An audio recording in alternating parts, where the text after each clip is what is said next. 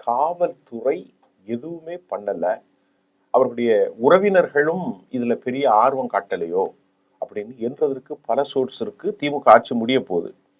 இந்த இடையில தான் இப்ப டிசம்பர் மாதம் நேற்று முன்தினம் அவசர கதியில திருச்சி பாலக்காட்டுல காவல்துறை ஒரு மிக முக்கியமான ஒரு தியேட்டருக்குள்ள சென்று ஊழியர்களிடத்தில் விசாரணை நடத்தியிருக்கிறாங்க. ஒரு ரவுடியை பற்றியும் விசாரிச்சிருக்கிறதாக 5 மணி நேரம் இந்த விசாரணை கடுமையாக நடந்ததாகவும் செய்திகள் வந்திருக்கு. இதுவும் வழக்கம் போல கடந்து போகலாம். அப்ப அவங்க யூகத்துல யாரையெல்லாம் கணிக்கின்றார்களோ அல்லது ஒரு சிறிய துரும்பு கிடைத்தாலும் படிக்கிறார்களோ. முதல்ல அப்படிதான் சொன்னாங்க. தில்லை நகர்ல அவங்க தில்லை நகருக்கு முன்னாடி அந்த நாகப்பட்டினத்திலேருந்து தில்லை நகருக்கு பேசினாங்க. அந்த டவர் நாங்கள் சர்ச் பண்ணோம். அதுக்கப்புறம் இப்படியெல்லாம் நெருங்கி நெருங்கி வந்தது போன்று நெருங்கி விட்டது என்பது போன்று ஒரு மாயப்பிம்பம் கட்டமைக்கப்பட்ட 13 வருஷம் கழிந்து 14 ஆண்டுகளிலும் நேற்று முன்தினம் ஒரு செய்தி தான்.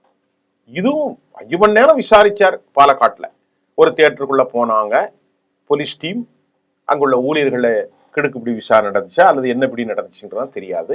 ஒரு ரவுடி பத்தியும் கேட்டாங்க. இதுதான் தற்போது அப்டேட்ஸா இருக்கு.